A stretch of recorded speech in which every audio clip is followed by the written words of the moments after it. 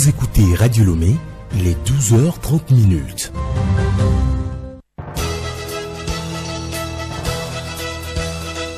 Le journal Paco Johnson.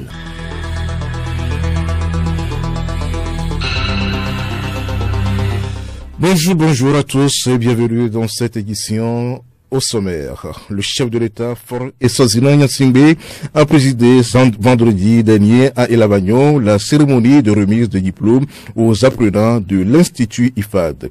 Ils sont 113 à se spécialiser dans la production du poisson.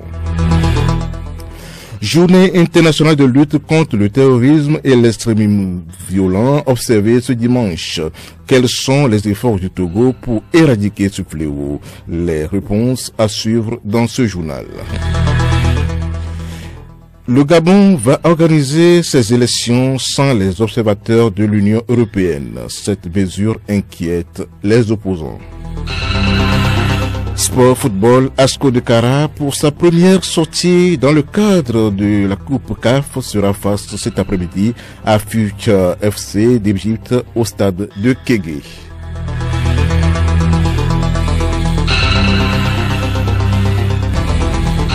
Radiolomé.tg.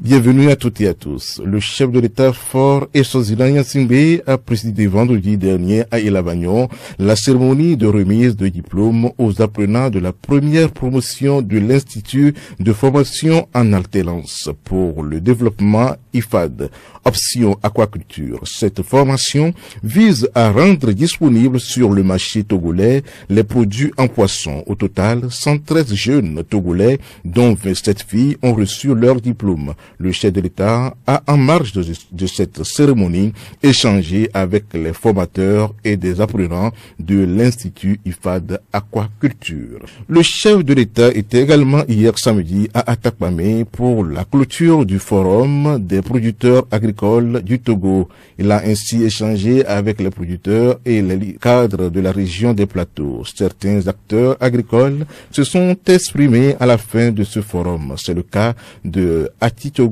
Kouyo, coordonnateur région Anoa Agro Plateau. Avec le forum qui vient de s'achever hier à Atakpamé, nous retenons à Anoa Agro que le chef de l'État a une vision pour le développement du Togo. Et ce développement, il pense que c'est par les paysans, c'est par les agriculteurs, les éleveurs que cela est possible. Et nous nous réjouissons parce que à Anoa Agro, notre planning d'activité s'inscrit parfaitement dans cette ligne du chef de l'État pour l'atteinte des objectifs, pour booster l'économie. C'est le lieu pour nous à Anoa Agro de lui dire un grand merci pour cette vision noble, pour le fait qu'il se soucie de la population togolaise. Les échanges qui ont eu lieu ont été des échanges francs, constructifs et porteurs d'espoir pour un lendemain meilleur. À nos amis agriculteurs, nous disons merci également parce que sans grands moyens sur le terrain, ils font déjà des efforts louables.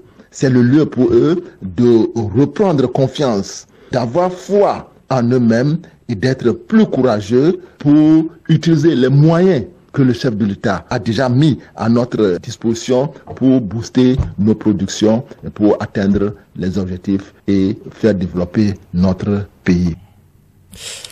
Le monde observe ce dimanche la journée de lutte contre le terrorisme et l'extrémisme violent.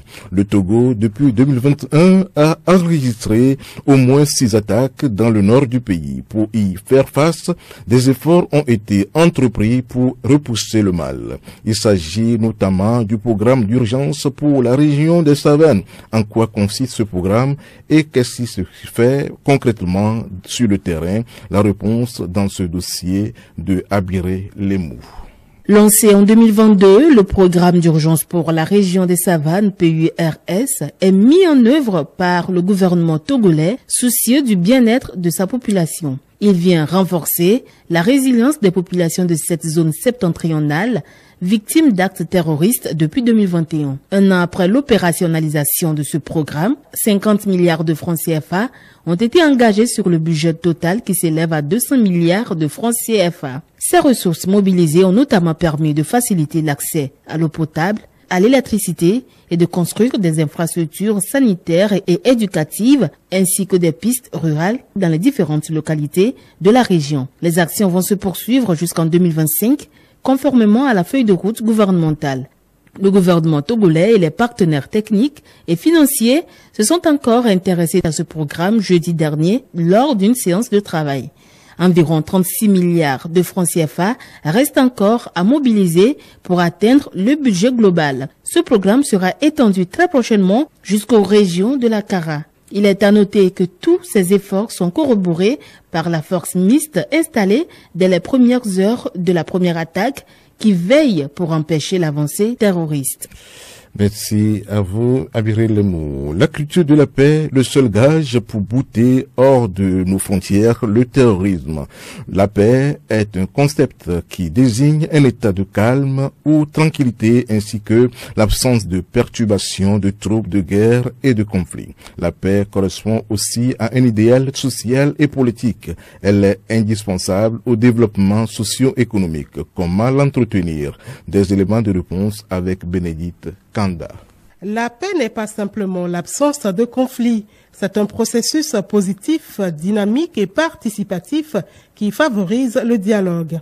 Le réel développement d'une culture de paix est intégralement lié au fait de permettre aux communautés à tous les niveaux de développer leur sens du dialogue, de la négociation, du consensus et de la résolution pacifique des différences. Pour faire régner la paix parmi les hommes, il faut parfois savoir sacrifier une partie de son prestige ou de sa supériorité, accepter pour un bien supérieur de franchir des distances, d'engager et de poursuivre des dialogues qui peuvent paraître à certains égards humiliants. Nos valeurs humaines sont des facteurs qui favorisent la paix. Elles nous permettent de nous connecter à l'humanité de l'autre et nous aident à mettre en pratique nos valeurs morales. Il s'agit des leviers pour consolider la paix. La culture de la paix est l'ensemble des valeurs, des attitudes, des traditions, des comportements et des modes de vie fondés sur le respect de la vie, le rejet de la violence et la pratique de la non-violence par l'éducation, le dialogue et la coopération. Le journal Paco Johnson. Actualité à l'étranger à présent, au Gabon, il n'y aura pas d'observateurs de l'Union européenne aux prochaines élections. Le pays doit organiser cette année un triple scrutin présidentiel, législatif et local. Mais les représentants de l'UE ont annoncé qu'ils ne déploieraient pas d'équipe pour surveiller le processus de vote. Un signe inquiétant pour l'opposition. Pour l'opposant Jean-Gaspard Ntoutoumé Ayi, vice-président de l'Union nationale, l'absence de ces observateurs ne présage rien de bon. Burkina Faso, des représentants de la société civile, des forces de défense, de la sécurité et des communautés ethniques se sont réunis autour des leaders communautaires de la région des Hauts-Bassins samedi à la maison de la culture de Bobo Dioulasso. Ils souhaitent une solution pacifique au Burkina Faso et tenaient une conférence pour exposer les problèmes sécuritaires rencontrés par les populations afin de prévenir les risques d'affrontement intercommunautaire. En Éthiopie, l'église orthodoxe décide de reporter sa manifestation prévue ce dimanche 12 février. Elle avait été interdite par le gouvernement fédéral par crainte de possibles violences face aux fidèles de la branche dissidente de la région Oromia. Depuis fin janvier 2023, l'église orthodoxe, qui compte environ 45 millions de fidèles en Éthiopie, est fracturée en deux camps. Le tribunal fédéral d'Addis Abeba a prononcé une interdiction temporaire pour les archevêques et les évêques schématiques excommuniés par le patriarche de l'église d'entrer dans les lieux de culte du pays. Les États-Unis ont promis 85 millions de dollars d'aide humanitaire à la Turquie et à la Syrie après le séisme qui a fait plus de 28 000 victimes et plus de 115 000 blessés, ainsi que 5 millions de sans-abri. Des milliers de cartons remplis de dons arrivent à l'ambassade, à Washington et à la diaspora disséminée partout aux États-Unis participent aussi à cette aide. Sport football, Asco de Cara et Future FC d'Égypte font leur première expérience en Coupe CAF. Les deux clubs s'affrontent cet après-midi à partir de 16h au stade de Kégué à Lomé. Pour le match aller de groupe C, Asco, qui a remporté tous ses matchs cette saison, est très attendu par le public sportif. À la même, l'autre rencontre du groupe oppose FAR Rabat du Maroc à Pyramide FC d'Égypte.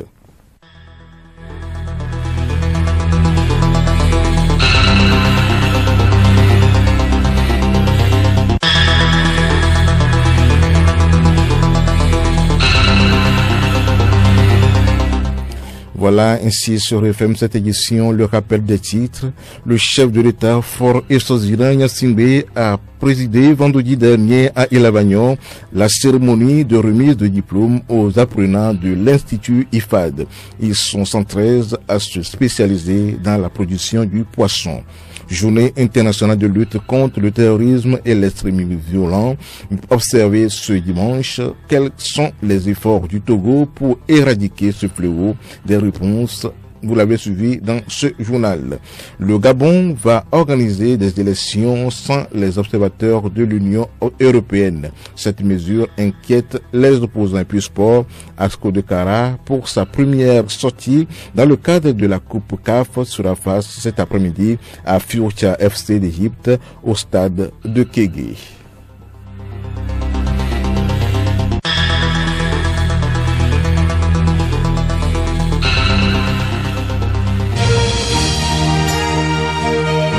Radio Lomé, boîte postale 434, email radiolomé@radiolomé.tg. Radiolomé.tg